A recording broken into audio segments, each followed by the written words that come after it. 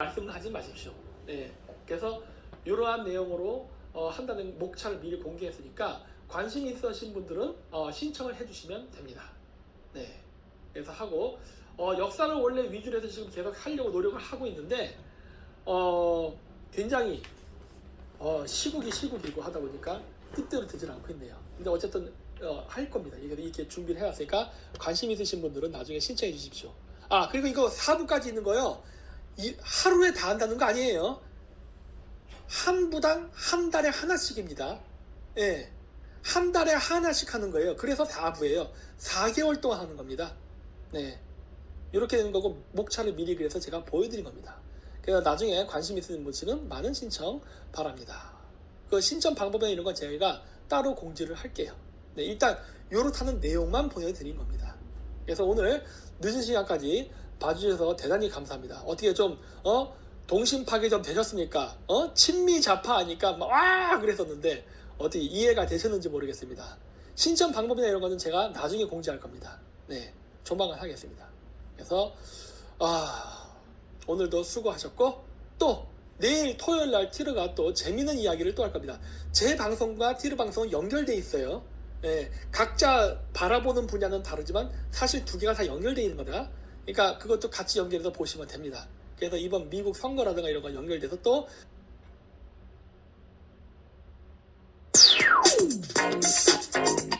친구가 근데 그게 그 평점 주고 이렇게 막 여러분 소감 쓰잖아요. 네. 근데 그게 카카오 맵으로 한 사람이 있었나 봐. 그래서 이게 사람이 궁금해서 그 사람을 눌러봤대. 네. 이 사람 뭐 하는 사람인지 했더니 신상이 확 뜨는 거야. 집 전화번호서부터 주소까지도 쭉 뜨고 그 사람이 찍었던 그 가족 사진 있죠? 네. 그것도 쫙 떠. 그리고 진짜 골 때린 거는 네. 그 사람이 약간 좀 그 생수 매니아였나 봐. 우리나라 전국의 직장촌 리스트가 같이 떠버리고 이렇게. 오.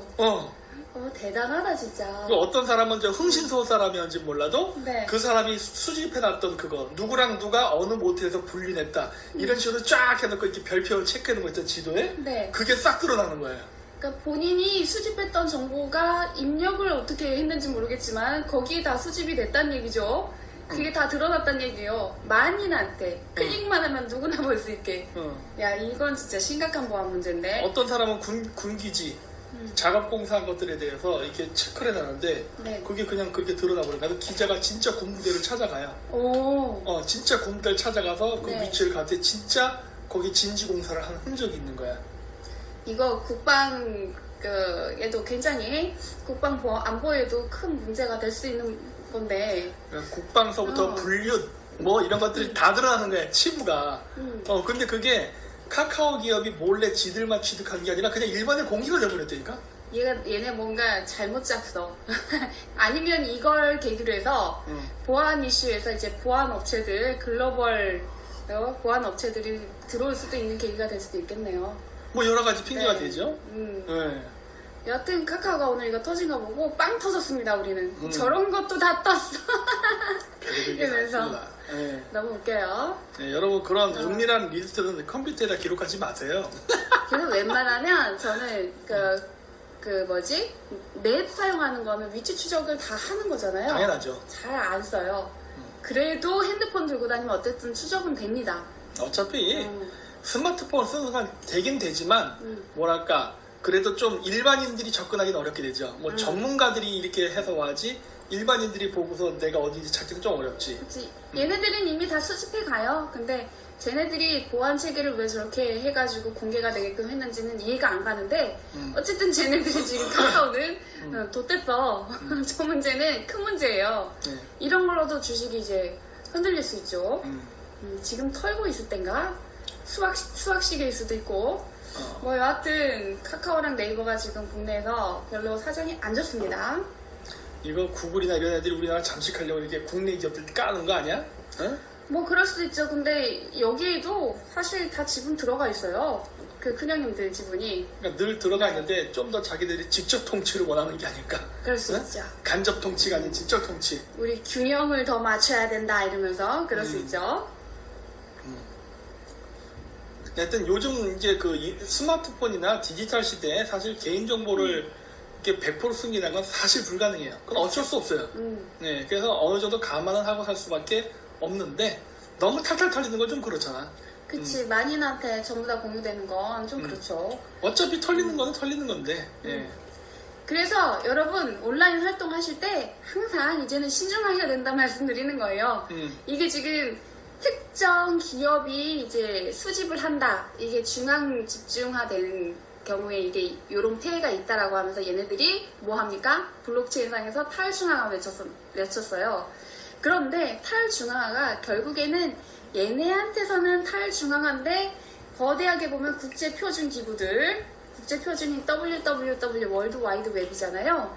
걔네들을 통해서 이제 수집되는 정보는 이제 그쪽으로 굉장히 큰 우두머리로 중앙 집중화된다. 결국에는 중앙 집중화예요. 아마 이 보안 이슈는 그렇게 유용하게 쓰일 수 있습니다. 그렇게 해서 탈중앙화가 사실은 눈속임이고 그렇게 모아갈 수 있는 구도를 지금 짜놨다. 그래서 여러분이 여기 계신 모든 분들이 나는 이제 블록체인 시스템 안에 들어갔으니까는 아무도 모르겠지 하시면 안 돼요. 이거는 삭제가 안 되는 기록으로 거기에 또 남습니다. 블록체인 상에서는. 그리고 어쨌든 여러분 해외 나갈 때 이제는 여러분 페이스북이라든가 여러분 SNS를 이제 검열한단 말이야. 네. 그래서 여러분들 지금도 그렇지만 우리 쪽에도 쓸데없이 자꾸 이렇게 막 그 정치 관련된 거 보내주시는 분들 많아요. 그런 분들 그거 다 걸린다 레이더에. 그치, 다 걸려요. 다 걸려요. 그냥 어차피 사람들 보지도 않거든요, 그거? 네, 그치. 네, 저도 이거 메시지 와도요, 다 버려요. 그리고 너무 심하게 오잖아요? 그 사람 차단시켜버려요, 그냥. 왜? 좀 적당히 보내야지, 뭘 이렇게 많이 보내. 근데, 그런 사람들 그렇게 되면은 그거 나중에 다 조사 들어간다고. 이 사람은 왜 이렇게 문자를 많이 보내지? 이 사람의 정체는 뭐지? 이런 식으로 된다고. 그러니까, 적당히 자기 생활하면서 너무 SNS에 매몰되지 마시고 그래서 늘 얘기해요. 정상생활 하세요. 여러분의 생활을 챙기라는 얘기를 그래서 하는 겁니다. 네. 그래서 제가 가끔 저게 적는 거예요. 못 쓰는 글씨지만 적으면서 하는 이유가 그 중에 하나이기도 합니다. 네. 정말 중요한 정보는 적어두세요. 자, 우리 카페를 좀 볼까요? 네. 어디 보자.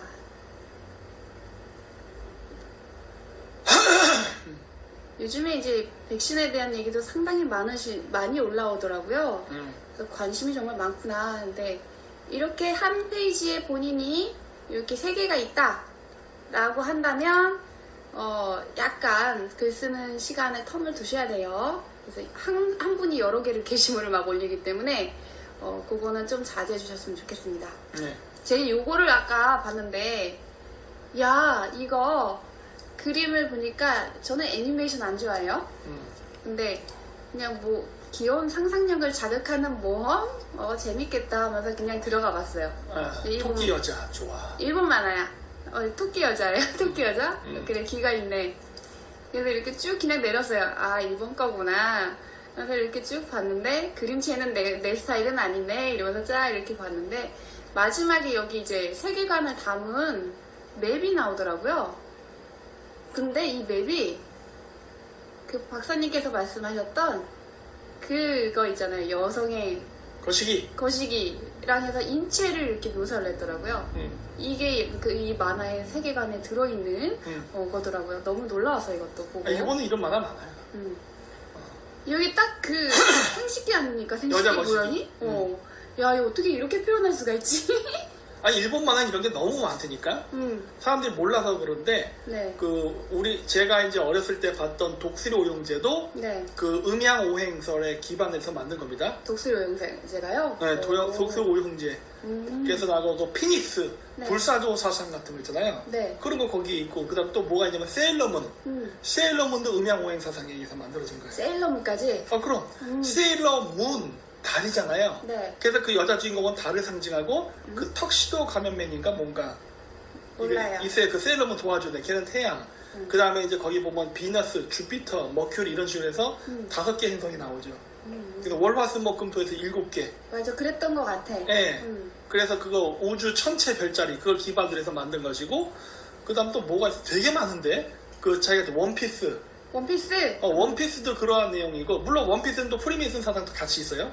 예, 그건 그렇게 만들었기 때문에 그래서 뭐 그런 거, 뭐 귀신전, 뭐 그 다음에 모노노케 히메, 한국말로 뭐지? 월령공주. 월령공주. 다 그래요. 오. 네. 일본 만화는 다 내재돼 있구나. 다 돼 있어요. 우리나라는 이제 좀 영화나 이런 문화 콘텐츠에 드라마 같은데 시작이 되고 있는 것 같은데. 우리나라에 이제 알루미늄이 들어와서 네. 우리나라의 연예 사업을 이제 쥐락펴락한다는 증거예요. 예, 근데 이제 우리나라 원래 우리나라 없었어요. 우리나라에서 어디서부터 그게 시작됐냐면 그 음악이에요. 음악. 예, 음악 산업에서 먼저 시작됐고 이제는 드라마, 영화까지도 깊숙이 들어왔어요. 예. 다음 뜨는 집 한국이니까 그렇죠. 여기다가 투자를 하시는 것 같습니다. 사상 주입하고 계시네. 자, 근데 우리나라는 그 뭐지? 만화가 활성화가 많이 안 돼 있잖아요. 그러니까 이게 네.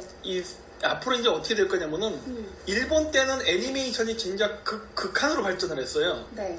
그랬었는데 우리나라는 애니메이션으로는 안 갈 거야. 그런 것 같아요. 우리나라는 이제 정반 합입니다. 지금 이제 드라마 나오고 인기 있잖아요. 네. 이게 아니라 이제 그래픽 효과와 실사가 합쳐지는 정반 합이지. 네. 실사와 애니메이션이 합쳐지는 그러한 장르가 이제 돼갖고 이제 영화가 되었던 드라마에서 이제 많이 나타나기 시작할 거예요. 지금도 가끔씩은 나타나요. 약간 좀 만화 같은 요소들. 네. 이게 사람들 뭐 이렇게 귀샤되게 때리면 하면서 막 이렇게 눈물 튀고 하는 것들. 요 특수 효과 이제 약간 만화 효과를 본다는 거 아니야? 네. 요런 것들이 이제 점점 늘어난다고 이제. 이번에 그 오징어 게임에서도 많이 나왔었어. 오징어 게임에서 진짜 상징 많이 있었죠. 네, 화장실에서 이거 카톡 할 때 보면 이렇게 옆에 쫙 보여지는 거 있잖아. 이게 만화적 요소거든. 그런 것들, 이런 것들이 해서 이제 옛날처럼 100% 실사, 100% 애니메이션이 아닌 섞이는 쪽으로 해서 이제 특수 효과가 그게 비용도 싸고 좀 더 뭐랄까 표현하고 싶은 거를 더 잘할 수 있어요. 그리고 수용하는 쪽도 현실하고 헷갈리게 잘 수용할 수 있죠. 제가 그런 게임을 좋아했거든요. 그러니까 너무 2D로 아기자기한 캐릭터가 아니라 진짜 사람 모습, 이게 현실인지 아니면 가짜인지 헷갈릴 만큼 현혹되는 그런 스타일을 되게 좋아했어요. 그래서 애기들 게임 별로 안 좋아했습니다. 그래서 이제 그런 것들이 이제 만들어지는 시대가 된 겁니다. 그래서 현실 생활에서 보는 것과 그 다음에 이제 가상세계에서 보는 게 점점 같아지는 세대.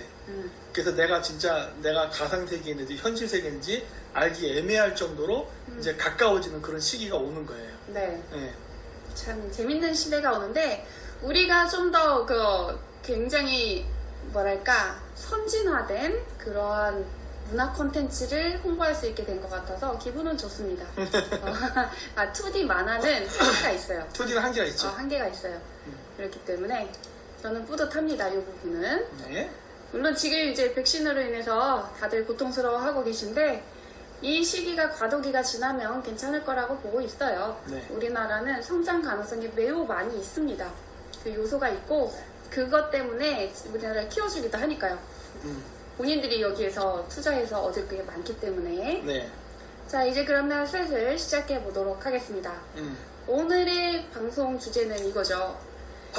미국의 디폴트 위험이 개이득인 사람들이 있어요. 네. 그리고 연준은 급하지 않죠. 그리고 부채 상한 폐지. 요 딱 세 문장만 보면 이제 오늘 주제는 뭔지 다 아실 거라 생각합니다. 네. 제가 2달 전이 아니라 3달 정도 전, 6월 달부터 지금 거의 횟수로는 4달 전이 될 수도 있겠네요. 근데 그때부터 말씀드렸던 게, 6월부터 말씀드렸던 게 미국의 디폴트, 그러니까 부채 상한 이슈 때문에 디폴트 우려가 오는 거, 이것도 우리가 생각해야 된다라고 말씀을 드렸어요. 네. 그러면서 8월 달 말쯤 해가지고 앞으로 우리가 이제 백신도 많이 맞고 해서 위드 코로나 가고 뭐 해서 경제 좋아진다 뭐 이런 얘기도 나오고 그때 당시에 그리고 인플레이션 우려를 이제 조금 완화하는 그런 발언이 파월 입에서 나오고 그로 인해서 이제 테이퍼링이 기존에 사람들이 전전긍긍 했었던 것처럼 급하게 안 할 것 같다 했기 때문에 일시적으로 좀 이제 시장이 좋아졌어요.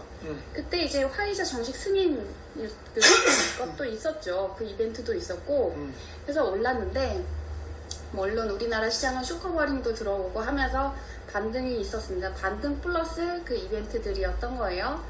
그런데 제가 항상 염두에 두라고 했었던 게 이거였습니다. 미국 이제 이게 어떻게 쓰일지 모르겠다 그때 말씀드렸거든요.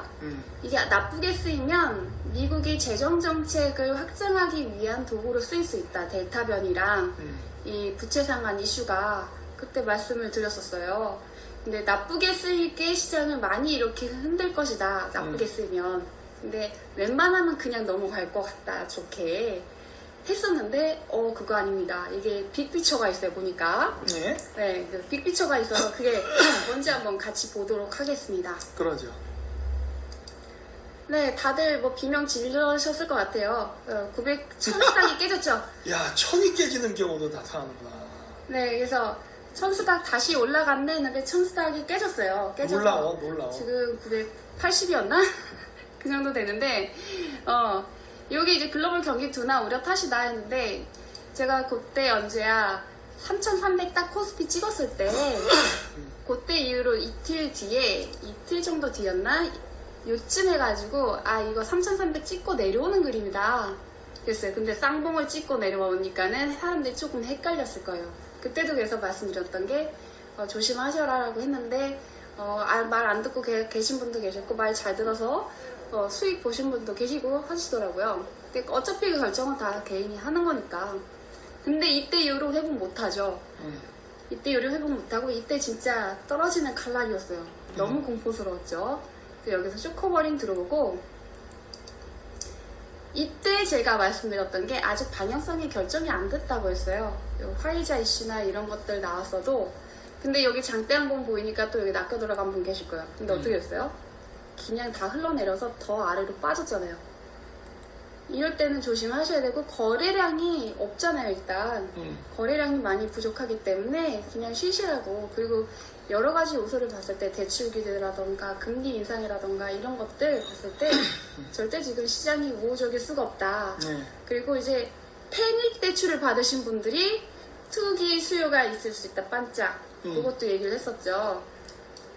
그러면서 보통 이제 단타를 치시는 분들 그리고 조금 더 수익률을 극대화하려고 이 코스닥 쪽으로 많이 몰립니다. 이제 목적하고 있네. 네. 그래서 이때 말씀을 드렸는데 더 오르니까 더 가겠지라고 생각하신 분 계셨을 거예요 분명. 그런데 이제 쭉 빠졌죠. 이제 답이 없는 겁니다. 지금 이 상황에서 이쯤에서 물타기 들어가신 분들이 굉장히 많아요. 이 사이에. 일단 어쨌든 주식은 단타치기 한 사람들은 지금 상황에서 힘들어요.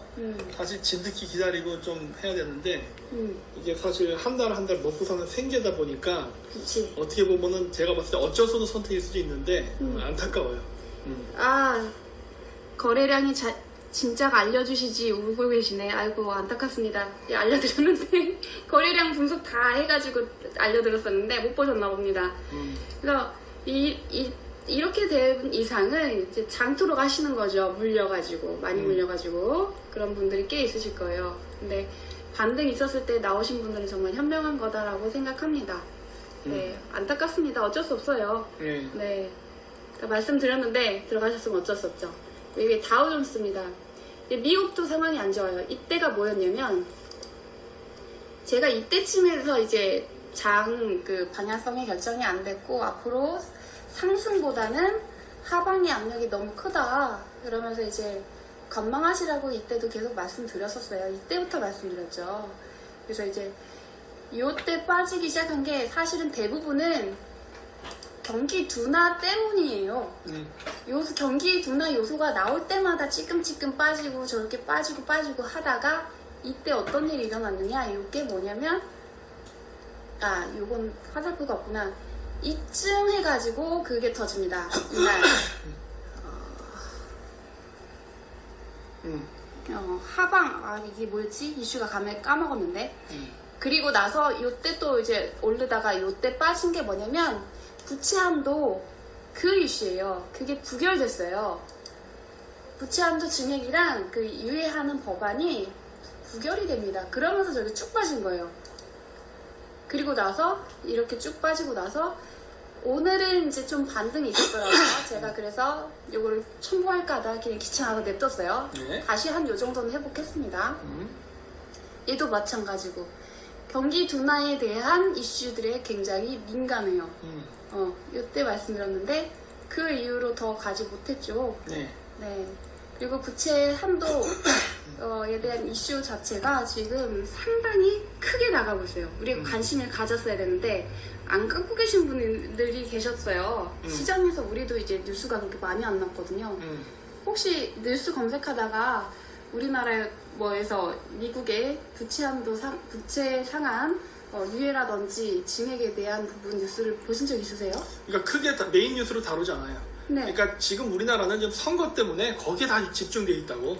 기사들 보면 다 그것만 나와요. 네. 예, 근데 사실 그거 중요한 뉴스 아닌데. 왜냐, 여러분 삶에 관계 없잖아. 응? 관계는 있으나 우리가 조절하게 안 되지. 이게 더 어떻게 보면 우리한테는 관련이 깊은데, 원래 뉴스는 중요한 거 안 보여줘요. 그래서 그래요.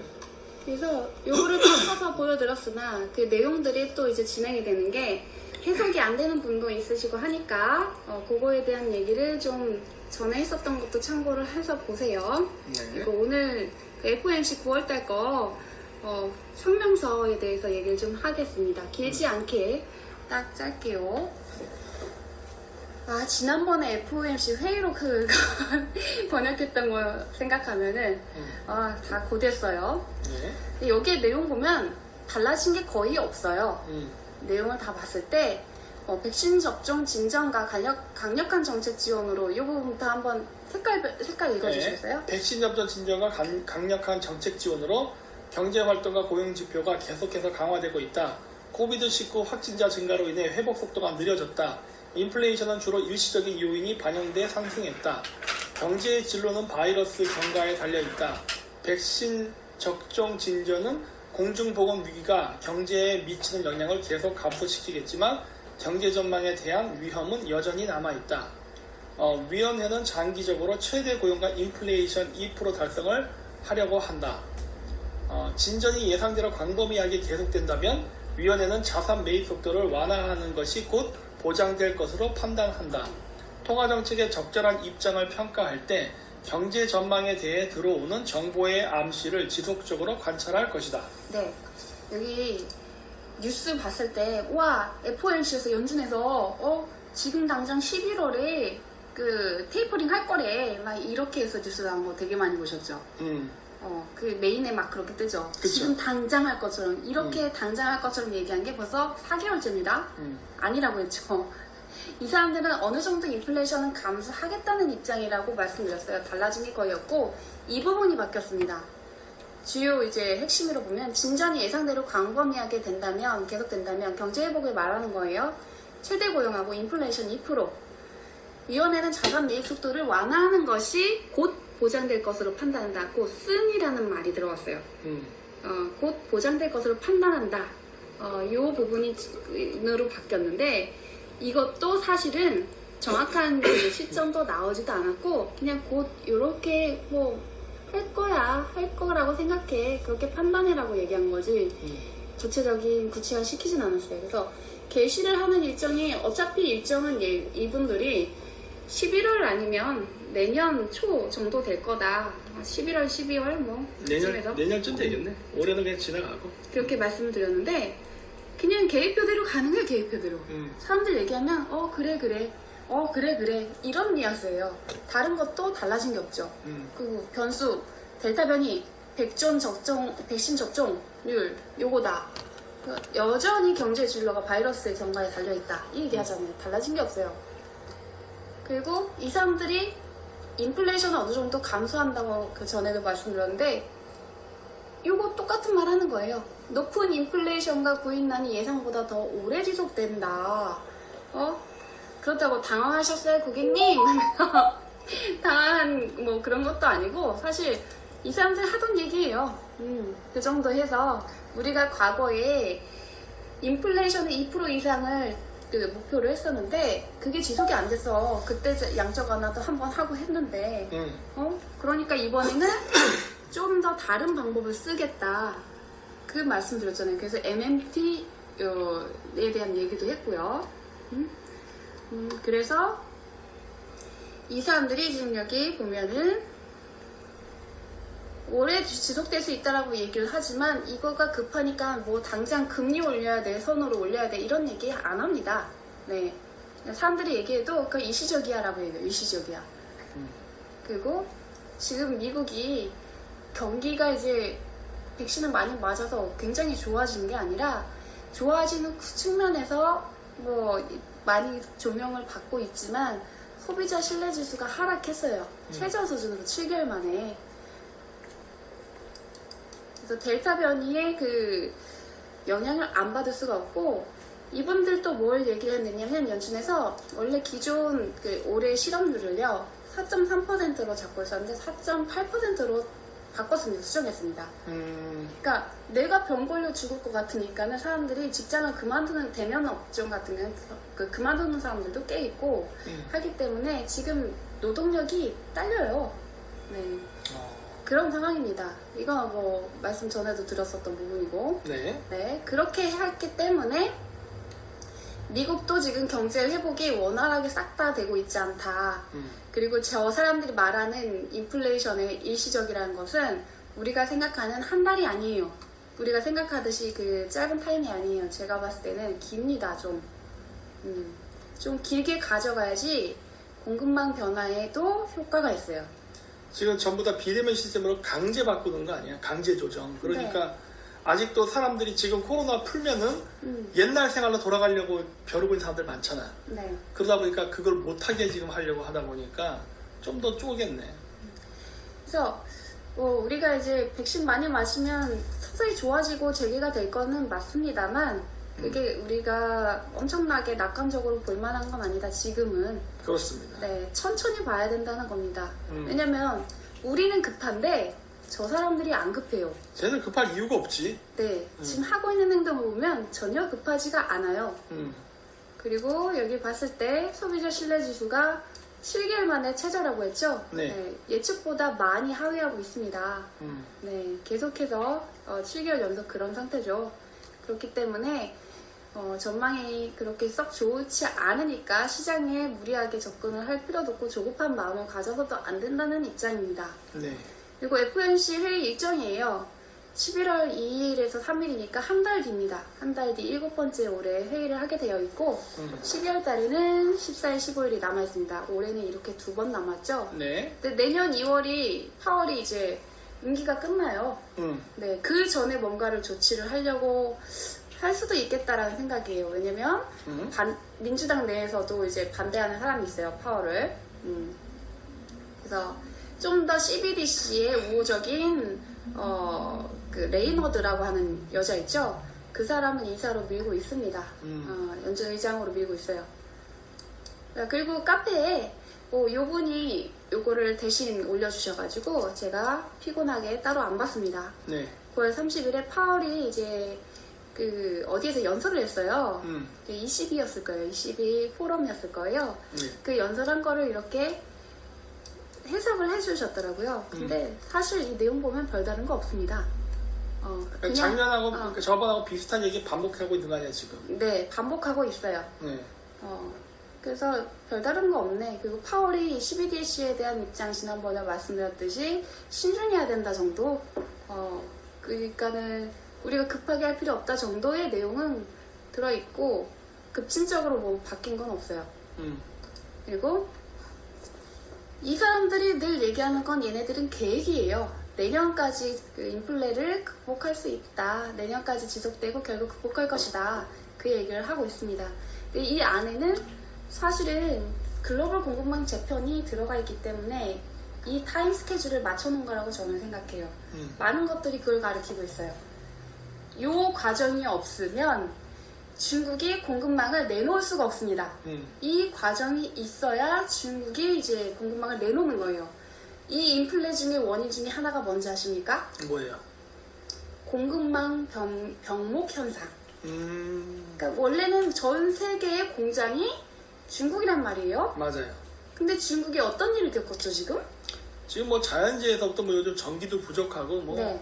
뭐 기업들 파산하고 네. 시진핑이가 두들겨 패고 난리도 아니야 지금. 네.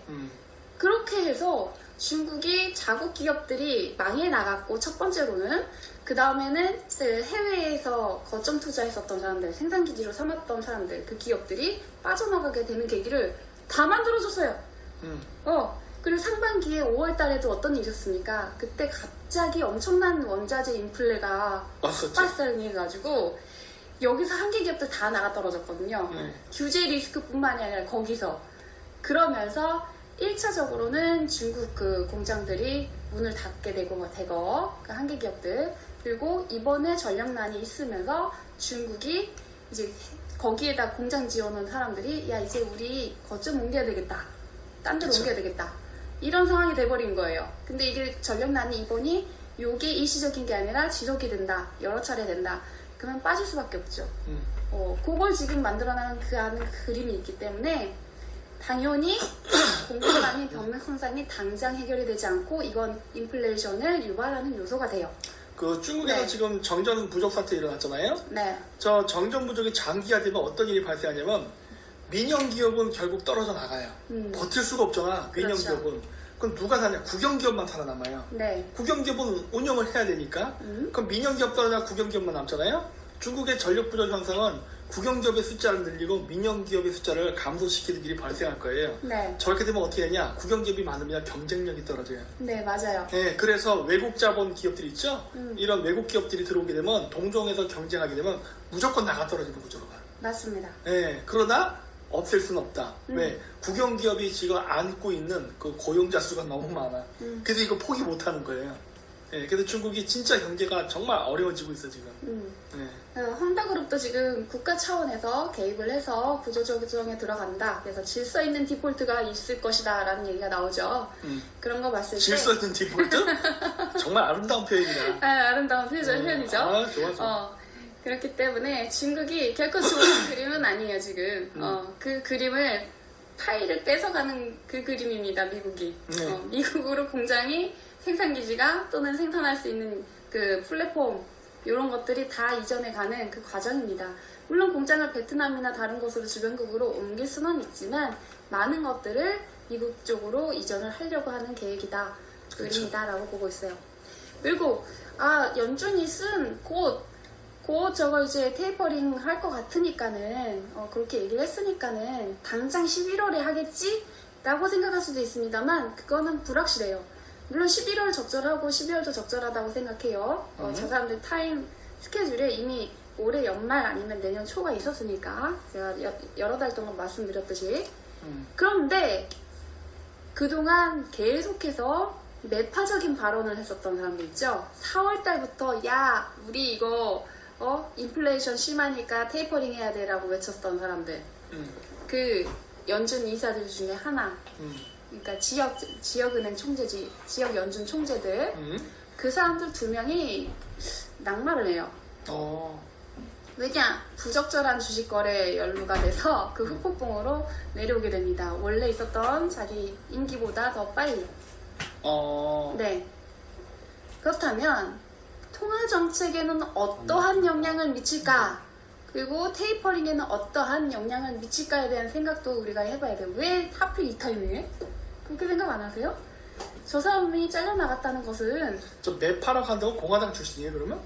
아니요, 딱 그 매파라는 게 공화당이다라고 치는 게 아니라 매파라는 건 테이퍼링을 빨리 조기하는 보수적인 입장, 돈풀기의 보수적인 입장을 매파라고 얘기합니다.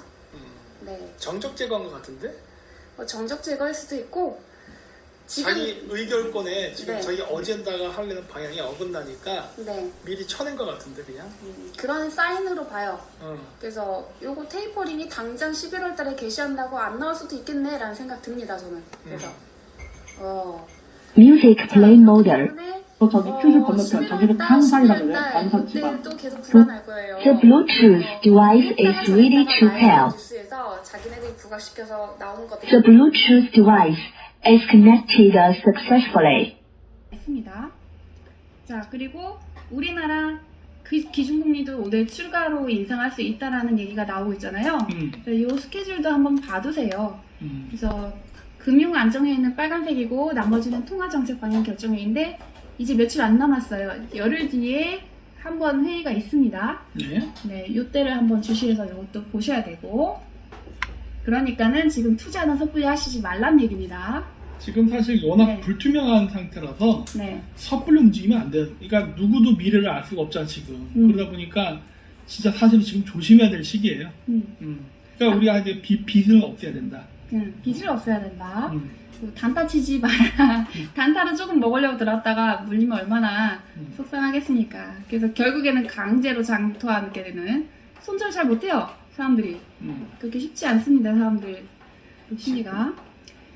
그리고 수익이 나도 그걸 수익 실현하는 것도 쉽지 않아요 대부분 일반 사람들이. 물론 여기 되게 오래 잘 하시는 분들은 그렇게 하지만 그렇지 않은 분들이 대부분이라 생각해요. 네. 자, 그리고 이게 오늘의 메인 이슈죠. 부채한도 유예안이 부결이 됩니다. 9월 28일 우리나라 시간으로 29일이구나. 9월 29일 우리나라 시간으로 한 하루 전. 이틀 전인가? 네. 그래서 부결이 됩니다. 이렇게 되면서 이제 미국이 국가부도 사태가 맞이가 될 것 같다, 초유의 사태가 날 것 같다라는 얘기들도 나오죠. 자, 그러면서 주가가 그때 팍 떨어진 거예요. 제가 아까 보여드렸던 거 차트 보여드렸죠? 네. 주가가 그냥 팍 폭락한 거예요. 그러면서 자, 여기 내용을 한번 읽어주시겠습니까? 9월 27일 상원에서 오는 12월 3일까지 연방정부에 한시적으로 자금을 지원하고 2022년 12월 16일까지 채무 한도를 유예하는 법안이 공화당 전원 반대와 민주당 2명이 기권해 찬성 48표, 반대 50표로 부결됐다. 미국의 2021년도 회계연도는 30일 종료되기 때문에 임시 예산안이 통과되지 않으면 10월 1일부터 연방정부 셧다운이 불가피하고 부채 한도가 유예 또는 증액되지 않으면 10월 18일 후 국가부도가 된다. 공화당은 민주당이 예산 조정권을 이용해 부채 한도를 상향시킬 것을 주장하고 있다. 민주당 정부가 국가 채무를 늘렸다는 공격 포인트를 접기 위해서다. 민주당은 일단 내년 임시 예산안과 부채 한도 유예안을 분리해 10월 3일 이전의 예산안만 우선 통과시키는 방안을 추진할 것. 부채한도 유예 관철 실패 시 경제적 타격 심각, 재무부의 연준이 비상조치로 국가부도 사태를 맞이할 가능성이 높지 않더라도 국가 신용도에 영향을 미칠 우려. 네. 이게 과거에 코로나 때 한번 그 선례가 있어요. 그래서 이렇게 밀당하다가 요거 하루 차이였을 거예요. 하루 차이였는데 그 스탠다드 앤 푸어스에서 미국 신용 등급을 하향 조정해 버렸습니다. 그러면 주식시장에 당연히 영향을 받았겠죠? 당연하죠. 네, 증시가 폭락해 버렸어요. 그리고 지금 공화당이 원하는 건 이거예요. 너네가 이거에 대한 책임을 다 떠안아라. 부채 한도 상향시킬 거에 대해서 너네가 다 떠안아라 이겁니다. 원래는 이 부채 한도가 오버가 되는 트럼프 때예요. 그렇죠. 네, 트럼프 때 요거 이미 몇 조가 오버됐습니다. 지금 28조 정도 되는데 거기에 플러스해서 이제 코로나 때문에 민주당에서도 지금 여당에서도 쓴 게 있을 거 아닙니까? 그거에 대한 책임만 지는 게 아니라 아예 다 덮어 쓰라는 얘기예요. 지금 부채 한도 상향시키는 거에 대해서 니네가 독단으로 할 수 있지 않니? 이 얘기를 하고 있습니다. 그걸 가지고 이제 나중에 공격을 하려고 하는 의도가 있는 거죠. 그렇죠. 네. 그리고 여기에 보니까는 아까 전에 10월 1일에 예산안 통과하면서 말씀하셨는데 그 예산안 통과된 게요. 임시 예산안이에요. 그러니까 그 동안 요 시기 동안 12월 3일까지 원래는 공화당이 요거 부채한도 적용 유예안에 제외를 원했어요. 근데 얘네들이 그 이틀 전에 부결을 시켰잖아요. 임시 예산안하고 네. 그리고 그 유예하는 거 그거에 대해서 부결을 시켰기 때문에 얘네가 미국의 셧다운, 연방정부가 정지되는 건 막아야 될 거 아니에요. 그죠? 그래서 요거를 빼고 내년 12월까지 부채한도 적용을 유예하는 걸 빼고 임시 예산안을 통과시켜서 기간은 올해 12월 3일까지입니다. 올해 12월 3일까지 연방정부에다가 자금을 지원하는 거면 이 두 달, 10월, 11월, 12월 다 아니니까 두 달 남은 거예요. 그러니까 이게 좋아할 게 아닌 거예요. 호재가 아닌 거예요. 그냥 엄마를 오줌는 겁니다. 그렇죠. 그쵸? 뭐 공화당이 이런 걸 되게 중요시하는지 몰랐는데 공화당이 강조한 아프가니스탄 난민의 재정 착과 허리케인 복구 지원을 위한 추가 기금 주장하던 게 있는데 이걸 포함시켜가지고 공화당이 오케이 해줬다는 거예요. 저는 이거 약간 뭐 다른 분들도 쇼쇼쇼 하신 분 계신데 쇼라고 봅니다. 쇼. 저도 그렇게 봐요. 쇼야. 여기에 목숨 걸고 우리 미국 부도 이런 이슈를 부각되게 만들 이유가 있으니까 미국에 그치. 대해서 얘네 걔들 외국인이잖아. 음. 나. 그러니까 그리고 얘네들 주로 작년에도 한 거 보면은 좌우 할 것 없이 초단적으로 국가의 이익을 위해서라면 다 단결했었어요. 근데 얘네들 도대체 이번에는 왜 이럴까? 트럼프 때도 얘네들이 미국 민주당이 다 해줬습니다. 상한 그거 하는 거. 자, 그렇게 되면은 사실은 얘네들이 그 임시 예산안만 통과시켰기 때문에 이거 합의 안 해주면 10월 18일 요때 디폴트 나는 겁니다. 이때까지 한도 상향을 하거나 유예를 하거나 이런 타협이 되지 않으면 연방정부는 사상 초유의 디폴트 사태, 이거 국가 부도난다는 얘기예요. 이런 상황이 됩니다. 이거 왜 이렇게 쇼를 하고 있을까? 그 생각이 들지 않습니까? 왜라고 생각하세요? 그 어차피 저거 미국이 망하는 건데 그렇게 되면 한번 잘 생각해 보세요. 왜 그럴까? 왜 그럴까? 네. 딱 선뜻 생각이 안 나죠. 저도 이거는 그냥 재정 정책을 확장하기 위한 무기로 쓰는데 너무 도가 지나치지 않나라고 생각을 했어요. 근데 이게 정말 큰 그림이 있더라고요. 여러분 혹시 이 큰 그림을 읽으셨습니까? 이겁니다. 연방부채 상하법 폐지하자. 이게 옐런이 들고 나온 얘기예요. 야이씨, 이렇게 되면 화폐의 가치가 의미 없는 거 아니야? 자, 이게 오늘 제목이었는데 눈치 못 채고 계셨죠? 네. 이게 어떤 의미를 가지는지 아세요? 그냥 미국은 필요할 때 돈 찍는 거 아니야 그냥. 그렇죠. 응? 연준에서 미국한테 빚을 엄청 져준다는 얘기예요. 그냥 내주는 거야. 빚 내줘. 그러면 지금 28조보다 무한정 늘어날 수 있는 가능성이 있다는 거죠. 브레이크 없이. 야, 씨, 이렇게 되면 근데 그런 효과는 있을 거예요. 이렇게 되면 세계 경제가 살아나는 효과는 있을 거야. 그러면은 솔직히 이게 말도 안 되는 계산이라는 걸 알아도 전 세계가 암묵적으로 또 인정해 줄 수밖에 없는 사태가 또 발생하기도 해요. 이게 어떠한 결과를 낳느냐. 미국도 부채 국가가 되지만 그 미국이 전 세계에 영향력을 끼치고 있어요. 그러니까. 다 코 깨고 있죠. 근데 얘네들이 MMT 하면서 뭘 합니까? FOMC 7월달이었나? 그때 통과된 게 뭐였죠?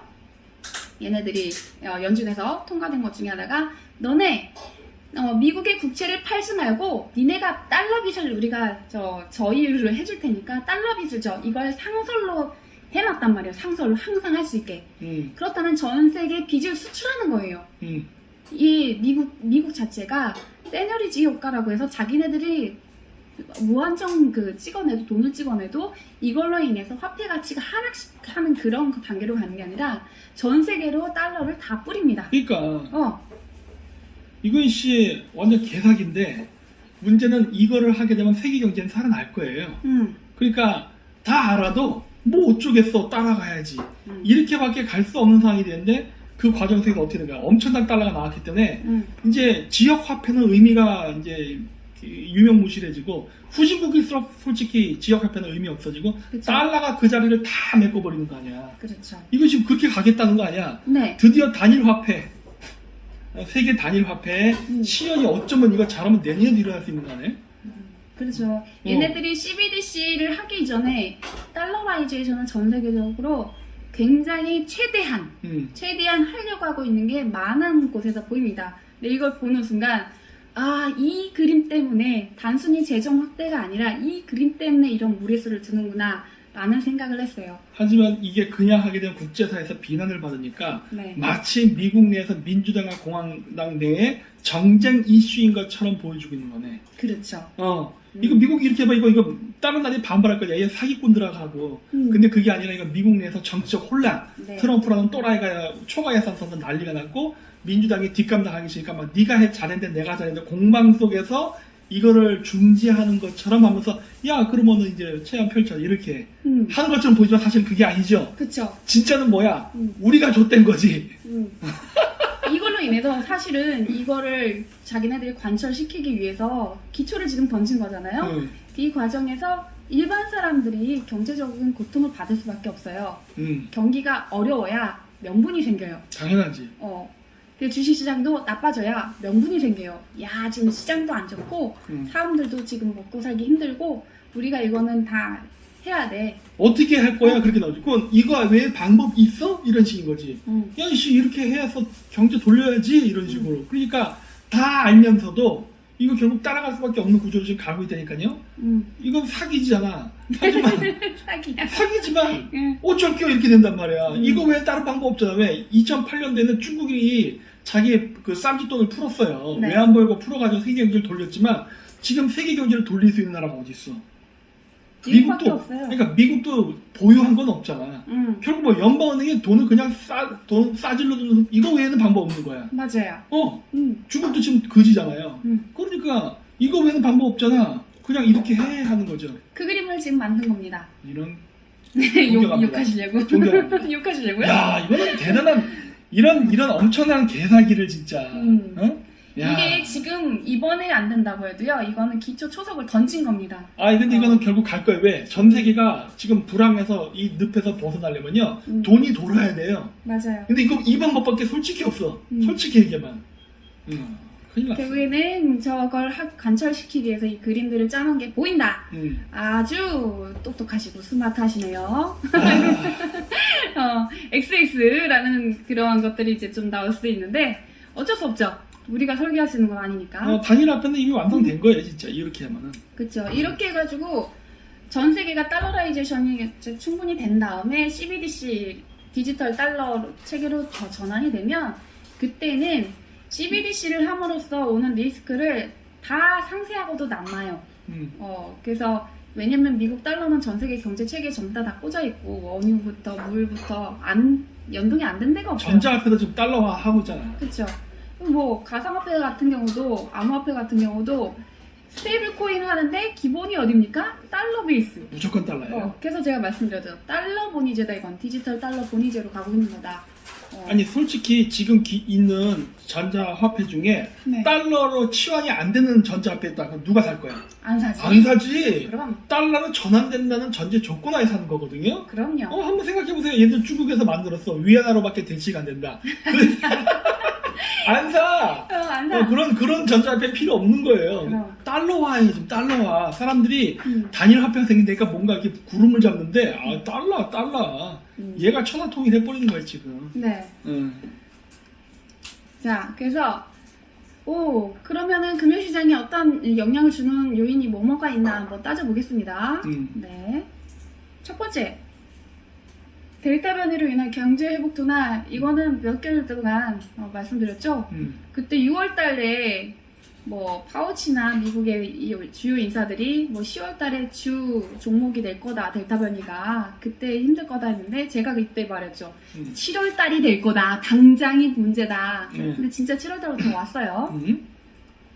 그리고 중국 헝다 그리고 전력난 사태 이거 세계 경제에 영향 미칩니다. 안 미치지 않아요. 뭐 이제 연준 인사랑 그러니까 파월이랑 뭐 옐런이 그래도 미국은 끄떡없어 영향 안 받아라고 얘기를 했어도 영향 받아요. 이게 영향을 받아야 달러를 푸는데 혼이란 말이야. 세계 경제 지금 무너뜨려야 된다니까. 달러화하기 위해서. 네. 그렇다고 해서 리먼 브라더스 사태까지는 안 갑니다. 그렇지. 그렇게 하면 되지. 네, 그렇게 영향력이 충격이 쇼크가 있게 만들진 않을 거예요. 그리고 다가오는 미국 테이퍼링 개시 시점 이미 시간표대로 움직이고 있기 때문에 점점 다가옵니다. 이거는 그렇기 때문에 못해도 올해 말 아니면 내년 초가 될 거니까 사람들이 여기에서 느끼는 불안감도 시장에 반영이 될 거예요.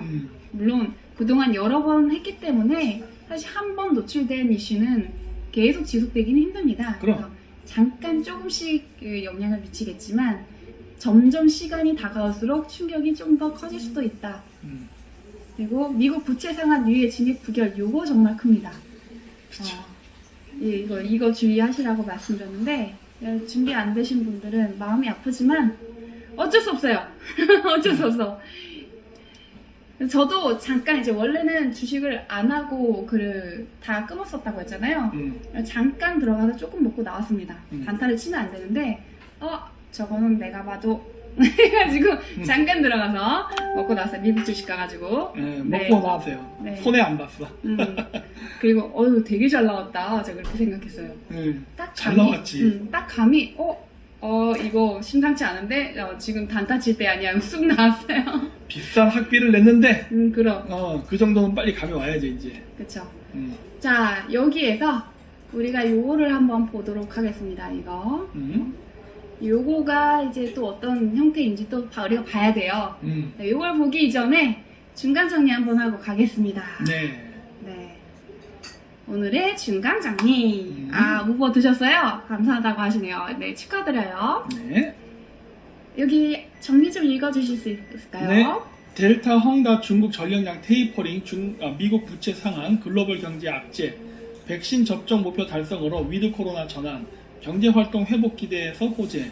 연준은 6월부터 보인 입장에서 벗어나지 않았고 테이퍼링 개시는 시간표대로. 6월에 델타와 미국 부채 상한이 경기 침체를 유발해 재정정책 확대의 도구로 쓰일 것을 우려한다고 언급했는데 예상 범위보다 더 큰 그림이 있었던 것으로 보임. 델타로 경기 회복이 둔화된 가운데 미 의회 양당 대립으로 초유의 디폴트 우려가 고조되는 상황에 앨런이 부채 상한법을 폐기하기 위한 기초를 던짐. 부채 상한법이 폐기된다면 미국 정부의 부채가 브레이크 없이 증가하여 민간 기업이 연준에 미국과 전 세계에 대한 영향력이 절대적, 지속적으로 확대되는 결정적 계기. 그렇습니다. 네. 결국에는 미국이 저 부채를 무한정 늘릴 수 있는 것이 된다면 결국에는 그 뒤에는 큰 손들 누구예요? 큰형님들. 그분들의 영향력이 전 세계적으로 마수가 쫙 뻗치는 거지. 결국 연준이 메시아가 돼서 해결 방법은 제시할 거예요. 그냥 내가 너 빚 안 받아도 되니까 계속 써. 이렇게 계속 써. 미국한테 얘기하는 거지. 다른 나라는 아니에요. 미국한테만. 자, 저 법안이 과연 폐지가 될지 그걸 주목을 한번 해봐야겠습니다. 나 이거는 할 거. 이게 그 델타 변이가 계속 유지되고 코로나로 인한 불경기가 지속된다면 결국 저 방법밖에 없어요. 기업들 다 무너지잖아. 그거 어떻게 할 거야? 사람들이 먹고 살아야 되니까 이 말도 안 되는 이 안을 결국은 받을 거라고 봐. 네. 세계 경제가 저렇게만 살아나는 건 확실해요. 참, 큰형님들 놀라워. 자, 중국 헝다 전력난의 배경과 영향을 한번 살펴보도록 하겠습니다. 우리는 단순하게 헝다가 부동산 문제다 라고만 보고 있죠. 과연 부동산 문제만 걸려 있을까요? 자, 헝다 그룹의 파산 위기. 중국 당국의 민생 안정을 위한 강력한 부동산 시장 억제 정책이 시발점이라고 합니다. 중국 정부가 주식과 부동산 시장 거품을 빼겠다면서 은행별로 개발업체 대출 비율을 최대 40%로 제한을 해서 추가 대출기를 막았고 기존 대출 상한을 빨리 상한해야 하는 상황으로 만들었어요. 그게 돼? 말이 안 되는 소리인데. 규제를 한 거죠, 규제를. 그러니까 이게 엑스진핑이 할 일을 한 거죠. 게다가 정부가 주택시장에 직접 개입을 해서 집값을 강제로 끌어내리면서 주택 분양을 통한 현금 확보도 어려워지게 만들었다. 이게 왜 이랬을까? 그냥 헝다그룹 죽이는 거 아니야 지금? 이건 도와주는 게 아니라 죽이는 거예요. 그렇죠. 근데 이건 헝다 그룹만 해당되는 게 아닙니다. 그렇지. 중국에 있는 부동산 개발 업체들 전부. 그래서 지금 이걸로 인한 어려움에 빠진 기업들이 중국에 200개 이상이 돼요. 부동산 기업들? 네. 광파은행, 중국의 은행인데 여기에서 헝다의 대출 상환 능력을 결국에는 불신해요. 그래서 예금을 동결해버립니다. 헝다그룹에. 이런 시장 망하는 소리네. 이게 주가 폭락으로 이어지게 됐고 무디스와 피치가 최근에 그룹 채권 등급을 투자 부적격으로 하향 조정을 해버렸죠. 이야. 네, 요게 표면적인 배경입니다. 첫 번째. 자, 우리는 이게 그러면 정부에서 중국 정부에서 왜 자국 기업을 죽이려고 이 짓을 할까라는 생각이 들겠죠, 당연히. 그렇죠. 네. 근데 시진핑이 엑스진핑이 했었던 행동과 규제는 이 부동산에만 있지 않았어요. 그렇죠. IT 기업에도 있었죠. 그쵸. 문화 콘텐츠, 4차 산업혁명에 있는 그 산업군들의 대부분, 빅테크, IT 이런 데까지 전부 다 마술을 뻗쳤습니다. 중국 정부의 전방위적인 규제. 요거는 시진핑의 공동부유라는 이념적 목표가 바탕에 깔려 있습니다. 네. 말은 아름답지. 공동부유. 말은 아름다운데. 아름다운데 이제 자국 기업들이나 국민들한테는 아름답지 않아요. 아시겠지만. 공동부유가 결국 다른 말로 공산주의 혁명이잖아. 맞아요. 공산주의 혁명이 공동부유랑 다른 말이 뭐가 있어? 똑같은 말이지. 그렇죠. 자, 그래서 시간표대로 정리가 된 것이 있어서 여기에다가 추가로 제가 또 적어 넣어서 이렇게 한번 정리를 해봤습니다. 자, 2020년도 11월에 기억나세요? 뭐요? 알리바바 그 엔트그룹이요. 네. 원래는 그 상장을 하려고 했다가 그 IPO가 취소가 됩니다. 그렇죠. 네. 거의 직전이었는데. 네, 그랬죠. 그 마윈이 그때 잠깐 실종됐었어. 네, 그 사건이 났었죠. 빠따 존나 많이 맞았을 거야. 맞다. 이때부터 시작입니다. 이때부터 뭔가 규제의 움직임이 막 불안하게 시작이 되죠. 요때가 미국의 대선이 있을 때였어요. 그쵸? 그리고 2021년도 1월 요때는 이제 바이든이 취임하는 그 시기죠. 부동산 대출 규제가 이때부터 시작이 됩니다. 그래서 은행의 부동산 대출 집중관리 제도에 관한 지침을 발표해요. 사실 이때까지도 크게 뭔가 시장이 엄청 흔들리고 이런 건 없었어요. 오히려 그 헝다그룹이었나? 얘네 주가가 살짝 올랐었습니다. 올랐었다가 그 다음부터 이제 완만하게 내려가기 시작해서 완만하게. 네. 그리고 2021년도 4월 알리바바의 반독점법 위반 해가지고 벌금 때리죠. 그게 3조 1천억 원. 이러면서 이제 반독점법으로 다른 빅테크 기업들도 다 때리지 않습니까? 그리고 7월달에 부동산 대출 규제를 또 한 번 해요. 야, 이거 효과 있었다 이러면서 얘네들이.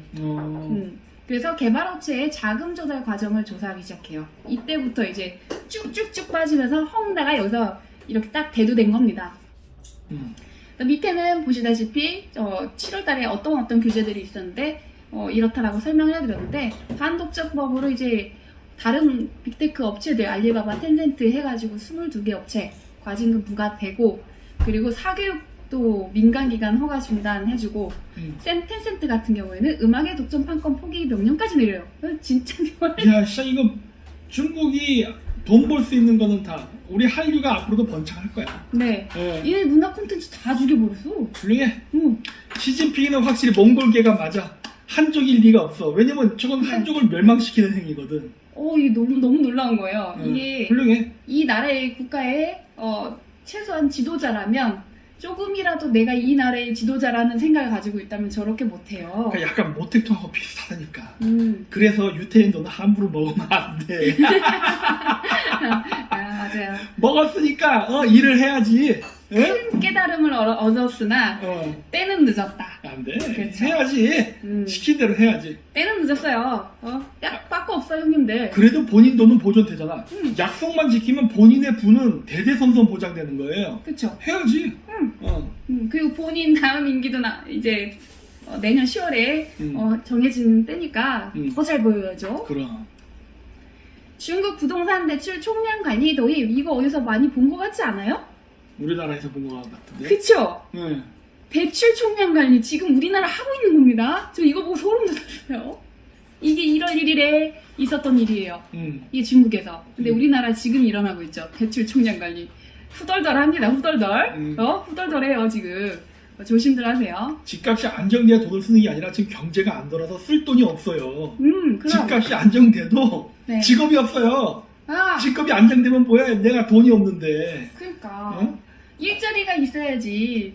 사람들이 지금 일자리가 없어갖고 돈을 못 버는데 당장 먹고 살 거 걱정해서 대출을 받아서 생활을 하고 있잖아요. 젊은 그러니까 애들이. 집값을 내린다는 말은 원리 원칙은 맞으나 지금 상황에서 저렇게 버리게 되면은 하다못해 헝다그룹과 관련돼서 있던 일했던 사람들이 다 실업자 되는 거 아니야? 그렇죠. 직업이 안정되면 뭐해? 다 그지인데.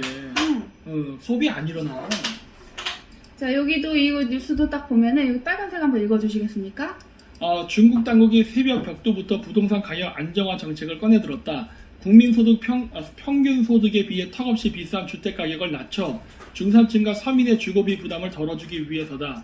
중국 당국은 투기 수요가 부동산 가격 상승을 부추긴다고 판단해 주택담보대출을 옥죄기로 결정했다. 이를 통해 부동산 가격이 안정되면 가계 가처분 소득이 늘어나 내수 확대로 이어질 것이라는 정책 기대감도 내비쳤다. 저렇게 안 간다니까. 이렇게 안 가죠.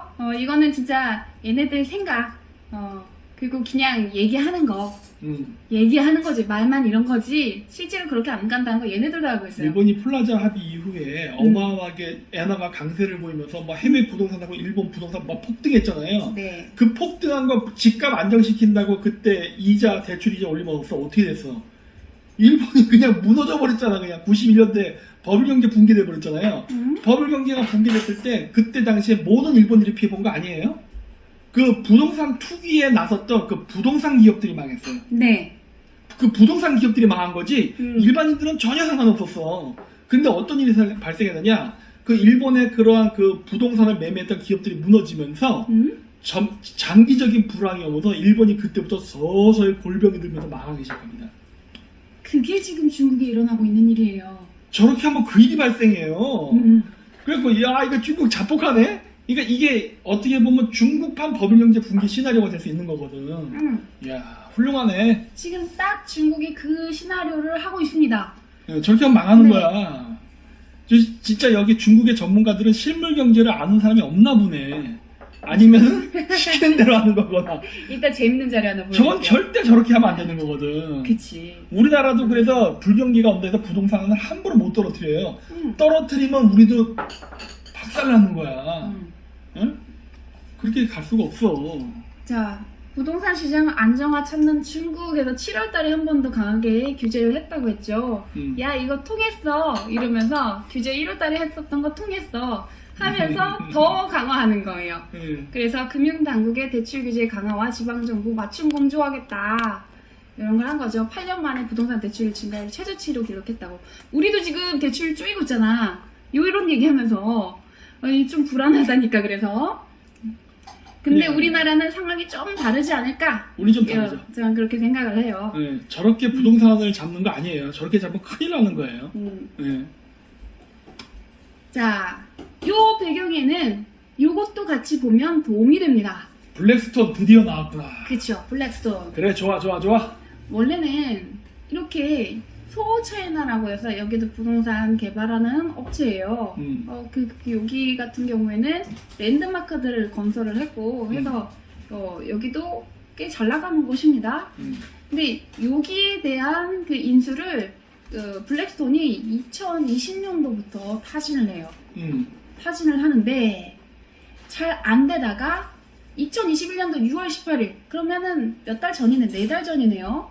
딱 4달 전에 요게 인수한다고 딱 떴어요. 우리가 이걸 봤지. 이 뉴스를 보고 야 얘네 인수한다 들어간다 했지. 근데 자세히 또 보니까 다른 일 발생했나요? 그쵸, 매각이 무산됐습니다. 어? 9월 11일에 왜 그랬을까? 어... 왜 그랬을까? 왜 그랬을까요? 왜 그랬습니까? 여기 한번 읽어보시겠습니까?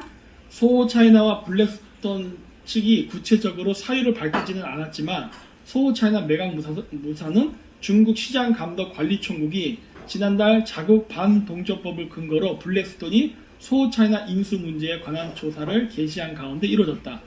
중국 정부 리스크예요. 정책 리스크.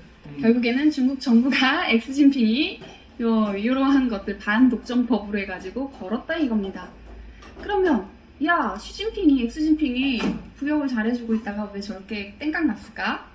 그 생각 들지 않으세요? 헷갈리네 막 이런 생각 하시는 분도 계시고 그렇겠죠. 여기까지가 대부분 할 만한 생각입니다. 이걸 추가로 보시는 게 좋을 것 같아요. 네. 다음 자료들을요. 네. 여기 보면 2018년도부터 이 블랙스톤이 아시아 쪽 부동산에 굉장히 관심을 많이 갖고 진격을 해와요. 당연하지. 아시아 부동산이 네. 얼마나 지금 핫한데. 아, 답 나왔어. 저분 답 나왔어. 네. 답 나왔어. 네, 벌써 답을 주셨네요. 훌륭하십니다. 그쵸. 그래서 2018년 70억 달러의 아시아 최대 부동산 펀드도 설립하고 19년에 세계 최대의 부동산 펀드도 조성을 합니다. 그리고 2018년도에 싱가포르 부동산 업체 메이플트리 인베스트먼트로부터 12억 달러의 중국 상하이 쇼핑몰 및 업무단지도 매입을 해요. 그러니까 상가 부동산도 샀다는 얘기입니다. 2019년도에 소차이나가 매각했던 베이징과 상하이 소재 상업 부동산 주요 매수자가 이 블랙스톤이에요. 야금야금 상하는구나 아주 그냥.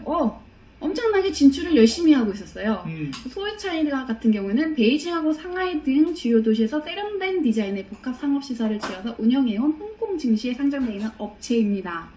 네, 얘네들이 2020년도 3월부터 소차이나를 인수하려고 추진을 해요. 그렇죠. 이때가 언제입니까? 우한폐렴 터지고 바로죠. 이 새끼들 알고 있었던 거예요. 진짜 어째 타이밍 그렇게 기가 막히게 맞춰. 오, 아주 소름 끼치는 타이밍이. 장놈의 새끼들 아주. 그쵸? 기기에 아주 타이밍 너무 좋았어. 이때 되면 좀 더 싸게 살 수 있는 거 아니에요. 그쵸? 그 부동산 중국 지금 그때 상황 되게 안 좋았으니까. 근데 요 파란색 글씨 한번 읽어보시겠어요? 40억 달러 제시, 약 4조 7,740억 원. 네. 1월 평균 주가 3.03 프리미엄 100%. 네, 3.03 홍콩 달러입니다. 저게 HKD가. 네. 네, 홍콩 달러 3.03 그 홍콩 달러인데 프리미엄을 100% 얹어가지고 더 많이 줘가지고 40억 달러를 제시를 한 거예요. 누가? 블랙스톤이. 아, 비싸게 사겠다고 한 거야. 100%면요 6달러대예요. 6달러에 산다고 했어요. 6달러에 평균 주가를. 쟤네들이 왜 저렇게 했을까라는 생각을 했죠. 근데 이게 성사가 안 됩니다. 그리고 2021년도 1월 달에는 광저우의 물류단지 11억 달러에 인수했어요. 얘네들 다 사고 다녔어. 중국. 그리고 6월 17일 소차이나 창업자 부부의 집은 이때 뉴스를 우리가 본 거죠. 거의 55% 가까이를 블랙스톤에 매각하는 내용의 계약을 체결합니다. 이때 보면은 이전보다 가격이 다운된 걸 볼 수 있어요. 프리미엄 100%에서 32%로 떨어졌네? 그쵸? 주가는 1월 평균 주가로 3.03 홍콩 달러를 쳤을 때보다 주가가 3.80 조금 올랐지. 네, 홍콩 달러면 좀 오른 상태인데도 프리미엄이 32%이기 때문에 금액이 확 줄어요. 절반으로 줄어듭니다. 확 줄었네. 네, 절반보다 더 줄었지. 그래서 약 2조 823억 규모의 계약을 체결을 한 거예요. 그리고 이제 프랑스의 부부, 창업자 부부가 여기서 나가고 이사해서 물러나고 블랙스톤이 직접 경영권을 행사할 예정이었어요. 여기까지 이제 다 됐네라고 생각을 한 거지. 맞아요. 그쵸? 다 됐네? 했는데 아니에요. 중국에서 개입하네. 그쵸? 주황색 한번 읽어주시겠습니까? 중국 시장감독관리청국이 8월 반독점법을 근거로 블랙스톤의 소차이나 인수 조사 개시. 그쵸. 갑자기 얘네들이 반독점법 해가지고 블랙스톤의 소차이나 인수를 조사를 개시했습니다. 이거 뭡니까? 하지 말라는 하지 얘기잖아. 말라는 거지. 아니 중국 공산당도 바보는 아니잖아. 그죠? 바보는 아니니까. 그래서 8월 달에 그래버리니까 9월 달에 인수가 중단이 돼버립니다. 그래서 소차이나 매각이 무산이 돼요. 그렇게 되면서 지금 그 다음 어떻게 됐습니까? 9월 30일 기준 소차이나 주가는 폭락해버렸어요. 더 떨어졌네. 그쵸. 그래서 지금 현재 2.07 제가 이거 어제 새벽인가 찍은 것 같아요. 2.07 홍콩 달러가 됐습니다. 완전 빅세일이지. 할인 플러스 할인이 돼버린 거지. 이렇게 되면. 그러면 이 시점에 네. 헝다그룹이 부도가 나주는 것도 네. 블랙스톤 입장에서는 손해보는 장사는 아니네. 그렇죠. 왜냐면은 전체적으로 부동산 관련 기업들이 주식하고 이게 더 떨어지면은 네. 그 중국이 이제 코가 지 앞에 삭자가 오면은 결국 형님 제발 사주세요 이렇게 나올 수밖에 없는. 처음에는 미국이 정말 비싸게 제한했지만 네. 그 다음부터 반액 대출 이제는 뭐가 돼? 더 반의 반으로 떨어질 수 있는 거 아니야. 맞습니다. 미국이 그렇지. 그래 내가 너를 한번 살려줄게. 불쌍해서 사준다. 이런 식으로 가져갈 수 있는 분위기가 돼가는 거 아니야. 맞아요. 그러니까 좋은 말을 할 때 하지 왜 자꾸 이런 식으로 삑사리를 내갖고 이렇게 인생을 힘들게 살아요. 일부러 계획적으로 한번 입질했다 밀당 하면서 가격을 내리는 추세를 만들지 않았을까라는 생각도 내 들어요. 생각에는 중국 애들이 이렇게 하면 가격을 올려받을 수 있을 거라 생각했을 수도 있어. 멍청하게? 이거 돈이 되나 보다. 돈이 되니까 우리가 그냥 주지 말고 여기서 한번 튕기자. 그건 저 새끼들이 더 좋은 조건을 제시하지 않을까 했더니 천만에 절반 딱 잘라버리는 거지. 누구 마음대로 가격을 올려 하고. 근데 좀 재밌는 게요. 요 판스이 부부라고 해서 창업자 부부 소차이나 이 사람들이 저거 소차이나에 팔기로 하는 그 과정에서 한동안 없어졌었어요. 응? 없어졌었어요. 공산당이 또 데려갔나? 그리고 나서 요거 이제 계약이 무산되는 요 시점에 나타납니다. 그러니까 공산당이 데려갔구만. 그래서 뭔가 있다 이거. 뭔가 있구나라는 생각이 들어요. 그리고 계약이 체결이 딱 됐다가 이게 무산이 돼버리고 그리고 나서 주가가 떨어졌어요. 자 그리고 요 주가 떨어지는 것은 소호 차이나만이 아니죠. 이제 그렇죠. 이 규제가 소호 차이나만 국한된 게 아니니까요. 헝다 그룹도 마찬가지로 영향을 받습니다. 근데 얘네들도 뒤에 뭔가 큰 그림이 하나 더 있는 걸 발견했어요. 뭐가 있느냐? 그거는 다다음 장에 보여드리고 신기한 거 봤어요. 자, 이때 이제 7월달 2021년도 그 1월달 규제 들어갔을 때고 이때 살짝 올랐다가 쭉 떨어지죠. 7월달에 수직 낙하해 버립니다. 네. 규제에서 요 부분. 얘네 종목 코드가 3333이야. 그래서 신기하다. 왜 3333이 됐네? 이러면서 딱 봤는데 다음 거 보니까 얘네 그 계열사 그룹의 종목 코드가 하나는 6666이야. 훌륭하네. 훌륭해. 야. 그래서 야 얘네 종목 코드로 짰니? 이런 생각이 드는 거예요. 아니 원래 중국인들은 네. 8888 좋아하는 거 아니야? 그러니까 왜 3333 666이야? 제 말이 그 말이에요. 얘네 왜 333666이야? 여기에도 혹시 알루미늄이 들어가 있는 거 아닌가? 뭔가 개입돼 있는 거 아니야 이거? 얘네들이 들어가서 그냥 훅 들었다가 확 놓은 거 아니야 그냥? 그럴 수도 있죠. 그래서 중국 전체 부동산을 흔들리게 그럴 수 있죠. 개똥탕 치는 목적을 갖고 들어온 게 아닐까? 여기에 부역하는 누군가가 협조를 해서 이렇게 했을 수도 있지. 누구야 사장이지 회장이겠지 뭐. 그러겠죠. 아니 왜 이게 또 그러냐면 얘네들이 사업을 한 게 조금 탁탁치가 않아요. 그러니까 개운하지가 않아요. 그렇기 때문에 그런 거예요. 지금 부동산 개발뿐만이 아니라 얘네들 전기차도 하고 있는 거 아시죠? 네. 전기차에 대한 부분도 보면 탐탁치가 않아요. 자 어쨌든 간에 이거 헝다그룹 같은 경우에는 국가가 이렇게 개입을 합니다. 중국 정부가. 그래서 얘네들이 우리가 생각하듯이 리먼 브라더스 사태처럼 이어지진 않을 거예요. 얘네들이 이제 구조조정이 국가 차원에서 들어간 겁니다. 네. 자, 채권이자 달러이자 못 냈다. 이거 주가 흔들었다. 요 내용의 기사예요. 여기에서 이제 노란색이랑 파란색 한번 읽어주시겠어요? 9월 23일 990억 이어 29일 563억 지급이 예정된 달러화 채권 이자도 내지 못한 것으로 전해져 주가 하락. 30일간의 유예기간 동안 채권 이자 지급 시 디폴트 모면. 10월에도 2,100억 규모의 채권 이자 지급해야 하는 상황. 헝다 전기차 사업 계열사인 헝다 자동차 주가도 하락. 네. 여기서 이제 이런 상황이고 안 좋다라는 거를 보여드리는데 헝다 전기차도 같이 연결이 돼서 주가가 하락을 했어요. 뭐 그럴 수밖에 없지. 네, 98%가 올해 폭락했다고 합니다. 이야. 그래서 여기에 이직했었던 우리 배터리 인재들, 삼성 SDI, LG화학, 그리고 또 SK이노베이션 이 인재들이 갔는데 날벼락은 맞은 거지. 실업자 될 수도 있는 거니까. 왜 그런 데를 가? 중국 가지 말라고 그렇게 얘기한대. 그러니까 우리가 가면 안 된다 그렇게 얘기를 했는데 중국은 지금 미국이 죽이기로 작정한 나라잖아. 저기 가서 돈을 벌 수가 없어요. 중국으로 진출하는 미국 회사에 취업해야지. 그럼 중국 회사에 왜 취업해? 다 망할 건데. 아니면 완전히 미국 경영권을 뺏은 다음에 그 다음에 입사를 하든지. 그렇지. 순수 중국인이 경영하는 회사들은 좀 다 초토화될 거란 말이야. 경영진이 바뀌고 뭐 온갖 일들이 막 다 이럴 텐데 왜 이렇게 사람들이 그러니까 엔지니어잖아. 엔지니어죠. 엔지니어라 세상을 볼 줄 몰라요. 세상은 기술로 움직이는 게 아니에요. 조작으로 움직이지. 응? 정치적으로 움직이죠. 너무 안타까워 진짜. 정치적 목적을 위해서. 응. 자, 이거는 그렇고, 자, 내가 왜 이게 이상하다 생각을 했느냐? 얘네가 전기차를 한 대도 판 적이 없어요. 헝다그룹은 헝다 자동차라는 데는 투자는 많이 했어요. 그런데 전기차 한 대도 못 팔았는데 100년 역사의 제네럴 모터스의 시총을 뛰어넘습니다. 주가 조작했네. 이게 가능합니까? 이건 주가 조작한 거야. 얘네 뻥튀기를 도대체 얼마나 한 거야? 그러니까 회사 매출과 상관없이 자기들끼리 주식을 샀다 팔아서 가격 올린 거네. 뭐 그럴 수도 있고 이벤트 계속 연달아 하면서 굉장히 유망한 기업인 것처럼 하면서 그럴 수 있죠. 사실 자동차 같은 경우는 양산이 굉장히 중요합니다. 그렇지. 아무리 좋은 모델을 이렇게 해도 내놔도 그거가 양산이 안 되면 다 말짱 깡이에요. 근데 양산을 해본 적이 없어요, 얘네는.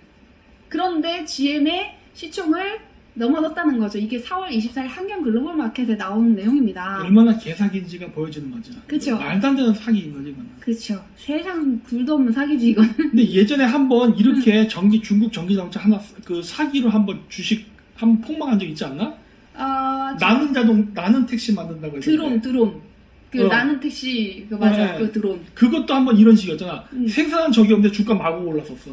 그치, 그때 아주 사람들 막 엄청 열광을 했었던 걸로 기억해요. 그리고 네. 우리나라에서 누가 탔는데 그거? 누가 탔는데, 그죠? 예. 어, 이것도 똑같은 케이스네. 그치. 예. 이거 완전 사기 이건 사기지. 작업 친 것 같은데. 예. 뭐 여하튼 그렇구나 하고 또 한번 보겠습니다.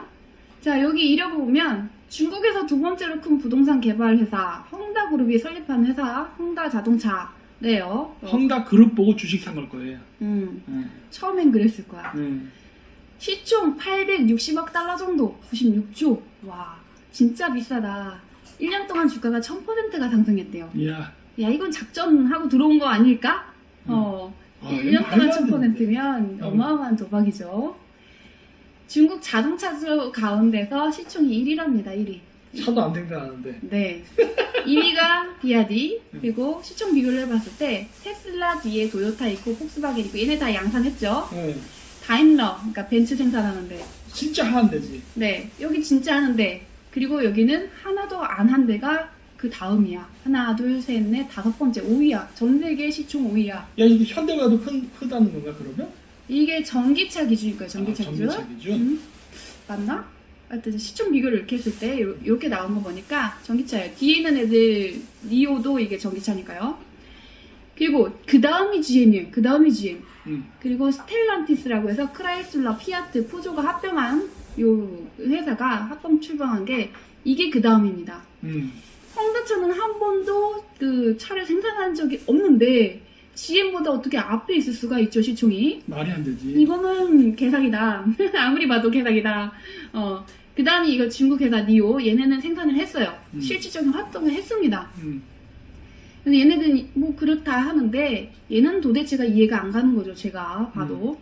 이 중국 전기차 신세력 중에 이 니오, 웨이라이라고 부른대요. 샤펑, 리샹 이 세 곳 중에 니오는 누적 판매 10만 대를 달성해서 양산했다는 얘기입니다. 그리고 20년 상반기 매출 총 이익이 흑자 전환을 했어요. 물론 이제 영업 막 했을 때 순수는 흑자가 아닐지라도 이제 실적이 있다는 얘기입니다. 양산도 하고 실제로. 근데 헝다차는 2019년 2월 전기차 사업 본격 진출을 선언한 후에 초기 투자금만 20조 원 2천억. 저렇게 많이 투자했는데 네, 이걸 투입했는데 양산이 아직 없는 거야. 공장 부지는 샀을까? 공장만 계속 짓고 있어요. 광저우, 상하이, 텐진 동시에 건설을 하고 있답니다. 저거 네, 미국 애들이 먹지 않을까? 그럴 수도 있죠. 아니면은 요 상태에서 얘네 껍데기 만든 다음에 얘네의 지분을 확 가져가서 인수하는 거지. 그런 상태에서 저것들을 활용할 수도 있는 그림이 나올 수도 있다고 생각합니다. 그러니까 공장은 만들고 있다잖아. 네, 그러면 저거 테슬라하고 누가 가져갈 수도 있잖아, 저거. 뭐 그럴 가능성 있죠. 충분히 있죠. 근데 이게 왜 그런지 배경을 봐야 돼요. 이게 헝다그룹만 그런 게 아닙니다. 그래? 네. 어. 자, 뭐 그 전에 요거 파란색 부분 한번 읽어주시겠어요? 다른 전기차 스타트업들은 자본금도 부족하고 자동차 생산 경험도 부족해서 다른 완성차 업체 공장을 빌려서 시작하는 경우가 많음. 테슬라도 GM과 토요타가 예전에 쓰던 공장을 사서 시작. 그쵸. 테슬라 같은 경우도 그때 2008년도 그때 해가지고 리콜 사태 해서 토요타 멱살 잡고 얘네 미국에 끌려다니고 그렇죠. 하면서 결국에는 합작해서 그러니까 협력하자 한 다음에는 결국에는 얘네 공장 뺏어온 거지. 그거 거기 줬잖아요, 테슬라한테. 그래서 여기서 양산이 된 거 아니에요. 그 노하우 이런 것들. 테슬라도 그렇게 시작을 했는데 헝다차는 과감하게 그냥 공장 다 지어버립니다.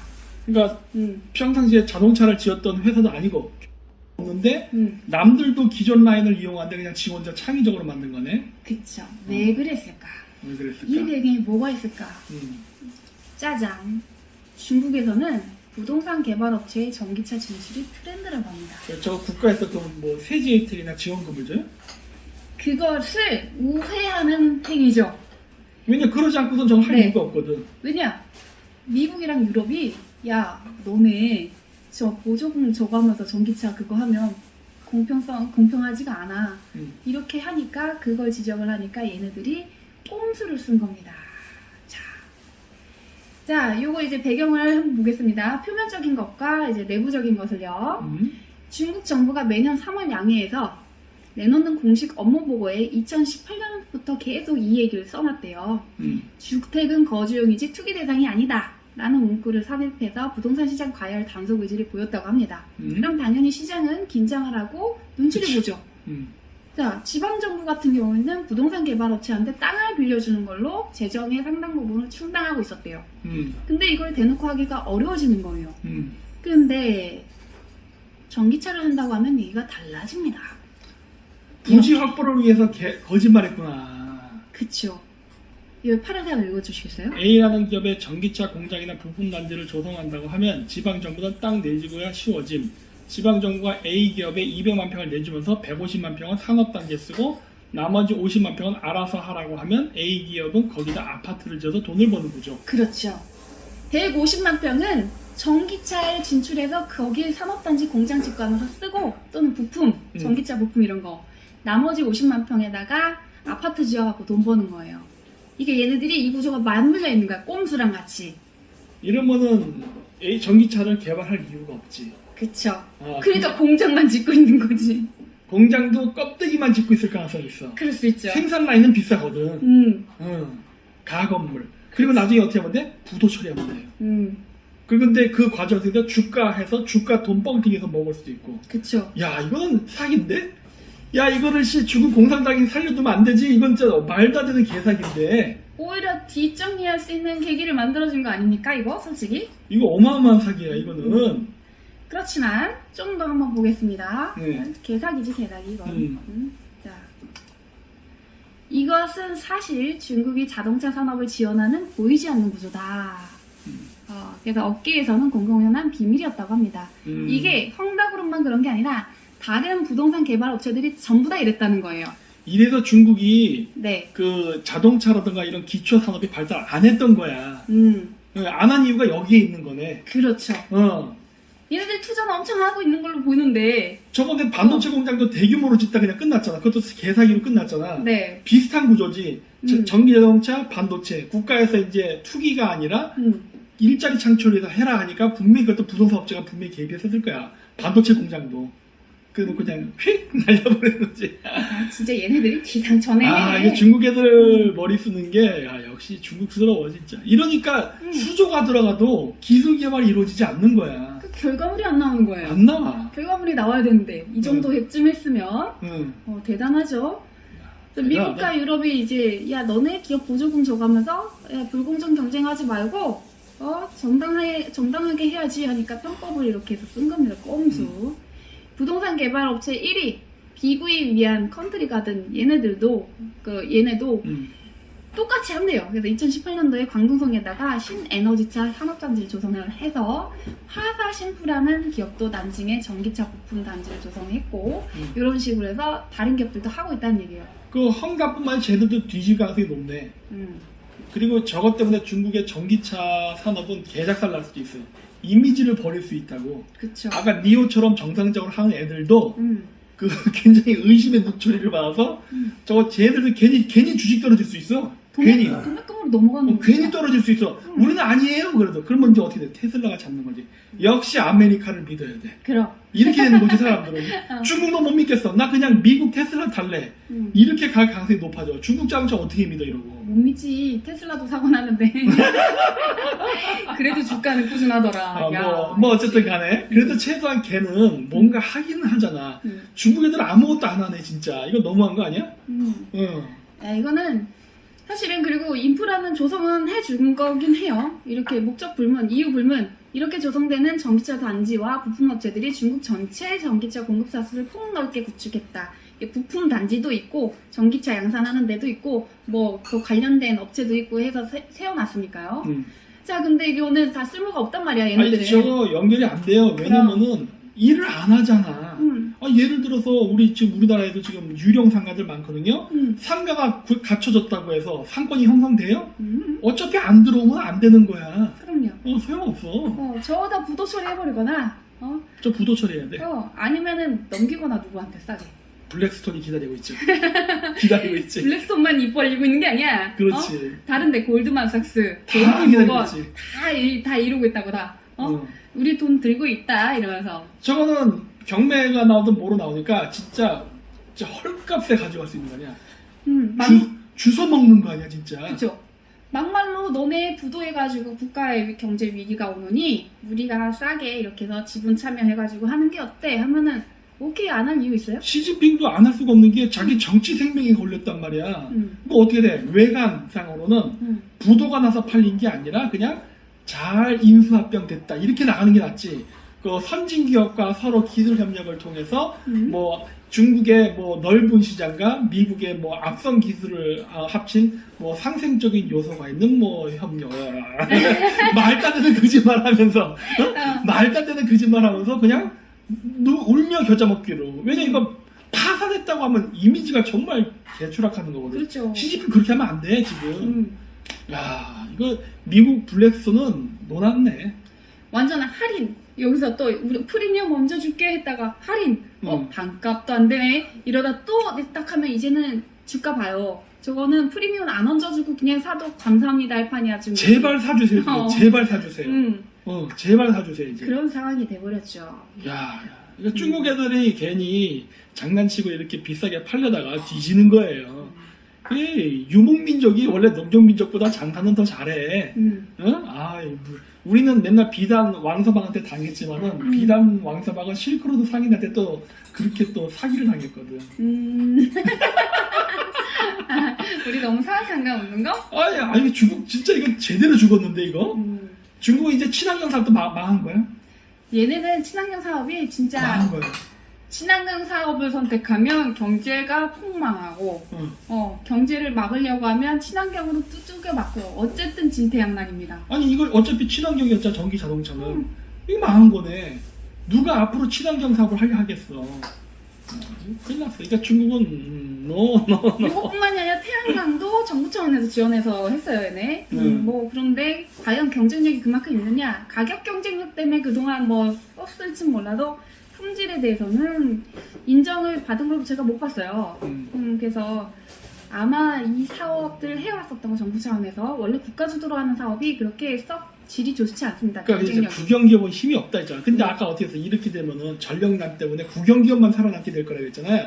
그럼 중국은 앞으로 저런 엄청난 불량 기업들만 살아남는 데니까 그렇죠. 멀쩡한 민간 기업은 다 쓰러져 나가요. 아니면 해외로 가버리던가. 그동안 허정성세였다는 얘기예요.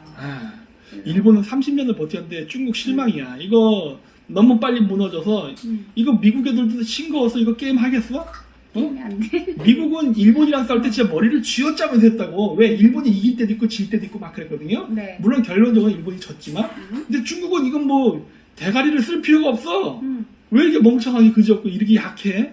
그래서 실망이야. 지금 띄워주고 있는 종목들 큰형님들이 막 쭈쭈 중국이 되게 잘하고 잘 나가는 분야라고 하는 부분도 우리가 색안경 끼고 봐야 됩니다. 그거는 모르는 거지. 모르는 거야. 이건 진짜로 뒤집어 봤을 때 패가 진짜 진패인지 진카인지 봐야 돼요.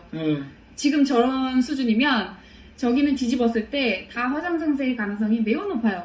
원래 허장성세야. 근데 여태가 잘 숨겨왔는데 이게 진짜 빵빵 터지는 거야. 그만큼 뭐다? 중국 내부에 돈이 없다야. 그러니까 달러가 없다야. 달러가 없어서 이런 터지는 거야. 이번에도 달러 채권이었잖아. 그쵸. 그러니까 터진 거야. 저게 위안화 채권이었으면 안 터졌어요. 내부적으로 싸바싸바 해버렸다고. 그러니까 이제 얘들이 달러를 자꾸 달러라이제이션을 자꾸 미국이 하는 이유가 이렇게 놓으면은 절대 저항 못 하거든. 그렇죠. 그 다음에 이제 CBDC 하면 중국 니네가 먼저 CBDC 했든 말든 그건 상관이 없고 CBDC 디지털 달러로 내놔 이렇게 되는 거죠. 그 플랫폼에 들어가야 되는 거야. 자, 이거 말고 전력난도 있죠. 전력난. 네. 전력난에 외국 기업들이 이제 엑소더스를 모색하고 있다. 탈중국하자 이런 움직임이 나온다는 거죠. 세상 애들이 얼마나 무서운 애들인데 중국 애들이 가. 그러니까 외국 기업들이 여기다가 생산 거점 짓고 그동안 생산했었잖아요. 요번에 보니까 애플도 생산 차질 생겼던데. 베트남에서 떠나는 분위기인데. 그래서 요걸 이제 딴 주변으로 중국보단 낫겠지 하면서 이제 물색을 하고 있다는 얘기예요. 근데 결국에는 이게 뭐냐? 공급망을 미국이 가져가겠다고 했던 그 재편을 하겠다고 했었던 거에 일조가 됩니다. 그러니까 이제 중국은 더 이상 세계 공장이 아니에요. 음. 그리고 여러분 베트남은 특히 중국 애들을 잔인하게 다루는 걸로 유명해. 그 베트남에 가면 중국 애들 우리가 중국에 투자했다가 막 중소기업들 망했잖아요. 네. 빈털터리에서 나왔잖아. 음. 똑같은 거 당하게 돼. 음. 베트남 애들이 중국 애들을 탈탈 털어먹는다고.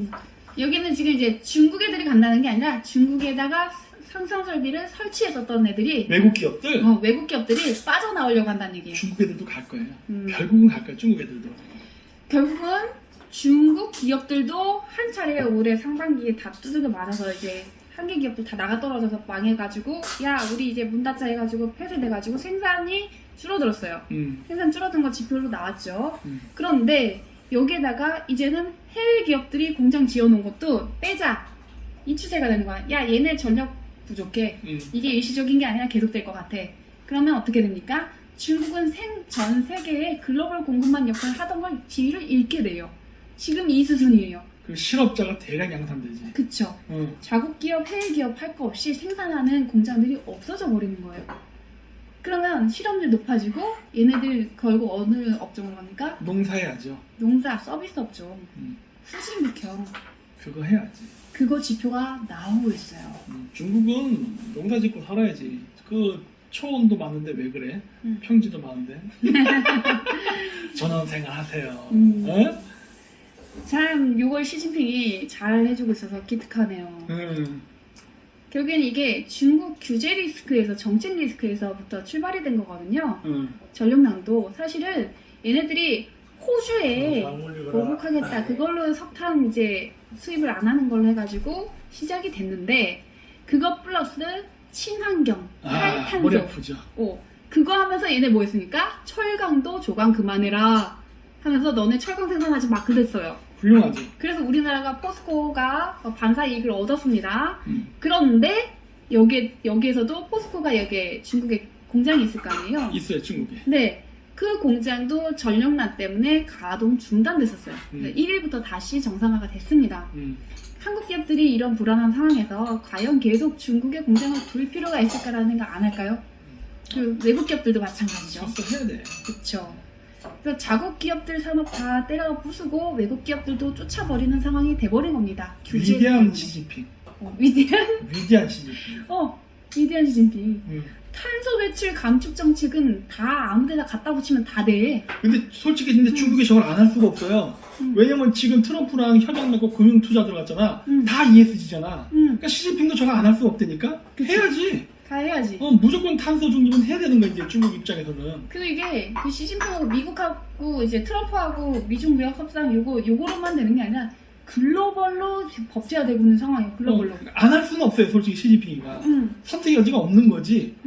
근데 솔직히 중국을 대책을 세우면서 해야 되는데 대책을 안 세우면서 그냥 진행해 버리는 거지. 그쵸. 어. 그냥 주먹국으로 밀어붙이는 거지. 이렇게 되니까 다 이제 불도저에 깔리는 거죠. 다 죽어나가는 거야. 다 죽어나가는 거지. 그래서 중앙정부의 탄소 배출 감축